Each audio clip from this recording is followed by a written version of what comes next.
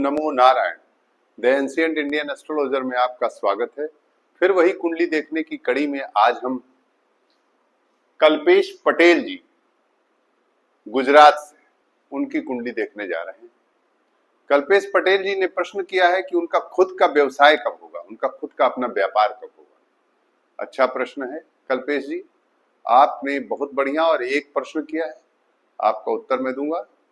आप ध्यान से हमारी बातों को सुनिएगा और अंत तक हमारे चैनल पर बने रहिएगा। जो भी आपकी कुंडली है उसमें क्या स्थिति है, क्या योग है, सब बताऊंगा, उपाय भी बताऊंगा। इसलिए आप अंत तक हमारे चैनल पर बने रहिएगा और हमारे चैनल को लाइक शेयर सब्सक्राइब करना ना भूलिएगा। आइए अब हम आपकी कुंडली का विश्लेषण करते हैं। जन्मांक मीन लग्न का है, मीन लग्न है, लग्न में ही स्वग्रही बृहस्पति राहु के साथ बैठा हुआ है। चतुर्थ भाव में मिथुन राशि है आपकी और चतुर्थ भाव में चंद्रमा बैठा हुआ है। सप्तम में केतु है, नवम भाव में स्वग्रही मंगल है, धनेश होकर के मंगल नवम भाव में बैठा हुआ है। दसम भाव में शनि है, सूर्य मकर राशि में एकादश भाव में स्थित है, द्वादश में बुध और शुक्र बैठा हुआ है।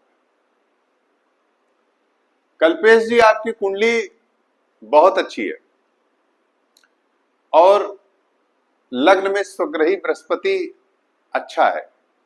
बहुत से लोग आपको राहु की युति के कारण बृहस्पति को ये कह रहे होंगे कि ठीक नहीं, या जो भी कह रहे हो, पर ऐसा है नहीं। बृहस्पति पूरी तरह प्रभावशाली रहेगा। बस इतना ही है कि बृहस्पति बहुत वृद्ध हो चला है आपकी कुंडली, 29 डिग्री का है, इसलिए थोड़ा देर से आपको लाभ दे रहा है।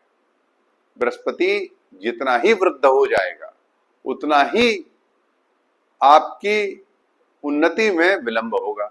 बस यही एक कारण है। आपकी कुंडली में गज केसरी राजयोग भी बन रहा है, जो उत्तम राजयोग है, जो ये सिद्ध करता है कि आप संपन्न और अच्छी स्थिति में रहेंगे।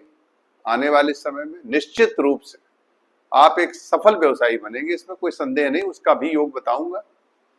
आपकी कुंडली जो बृहस्पति और चंद्रमा के कारण गजकेसरी राजयोग है, इसके साथ ही आपकी कुंडली में अर्ध कालसर्प योग भी है, क्योंकि चंद्रमा बाहर है और पूरे ग्रह इस तरफ। तो आपसे मैं ये भी कहूंगा कि जैसा कि मैं पिछले वीडियो में बताता रहता हूं, यह कालसर्प योग खराब नहीं है। क्यों? क्योंकि मंगल नवम भाव लग्न, अगर शनि या मंगल से दृष्ट हो या युति का या उसमें स्थित हो मंगल या शनि, तो एक कालसर्प भंग हो जाता है। ये बहुत बड़ा बिंदु है। तो कालसर्प आपका भंग है, ये अति उत्तम राजयोग की श्रेणी में आता है और आपको मिलेगा। परंतु ये मैं जरूर कहूंगा प्रिकॉशन के तौर पर कि आप कहीं भी, जैसा कि मैं पिछले वीडियो में कहता रहता हूं, कि आप किसी प्राचीन शिव मंदिर या नदी के किनारे, जैसा कि गुजरात में सोमनाथ जी भी हैं, आप कहीं भी जाइए, त्र्यंबकेश्वर या जहां भी शिव जी का मंदिर हो, नदी का किनारा हो, वहां आप अपना इस कालसर्प की पूजा जो भी हो सके, सूक्ष्म पूजा जैसे भी करवा लें। ये मेरा एक सजेशन है। साथ में आपका जो नवमांश है वो भी बड़ा उत्तम है। नवमांश में लग्न में उच्च का मंगल है और यहां भी जैसे हम व्यवसाय के लिए कहते हैं कि धन समृद्धि कारक योग होना जरूरी है, वो आप में है। धनेश मंगल यहां नवम भाव बैठा है, जो धन समृद्धि कारक योग बना रहा है स्पष्ट रूप से, यह सिद्ध कर रहा है। और मंगल बुध के नक्षत्र में है। शुक्र का द्वादशस्थ होना, यह धन संपदा का मेटलिस्टिक लाइफ जीने का योग बना रहा है। नवांश भी बड़ा उत्तम है, नवमांश में भी उच्च का मंगल है लग्न में। दशमेश बृहस्पति स्वग्रही होकर अपने ब्रह्मीन के ही राशि में गया हुआ है, तो इसलिए व्यापार आपका फाइनेंस सेक्टर का हो सकता है, वित्त का हो सकता है और आप व्यापार के क्षेत्र में बहुत उन्नति कर सकते हैं, ये निश्चित है। आपकी ये दशा कब प्रारंभ होने जा रही है ये मैं आपको बता देना चाहूंगा कि 27 अक्टूबर 2025, जैसा कि आपका प्रश्न है, 27 अक्टूबर 2025 के बाद आपकी बुध की महादशा शुरू होने जा रही है और बुध की महादशा ही आपके जीवन की उत्तम दशा होगी। 17 वर्ष ये बुध चलेंगे और ये golden period of your life होगा।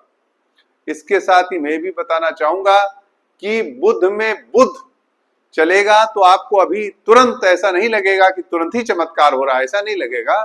क्योंकि जब बुध में बुध चलेगा तो आधा जब बुध बीत जाएगा, क्योंकि 4 डिग्री का बुध है, इसलिए जब थोड़ा बीत जाएगा तब प्रभाव दिखाएगा। हम आपको एक नख सजेस्ट किए हैं पुखराज 7.5 रत्ती का तर्जनी उंगली में, ये इस तरह से तर्जनी उंगली, ये जो इंडेक्स फिंगर है दाहिने हाथ की, इसमें आप 7.5 रत्ती का पुखराज सोने में धारण करें बृहस्पतिवार को। नमो नारायण।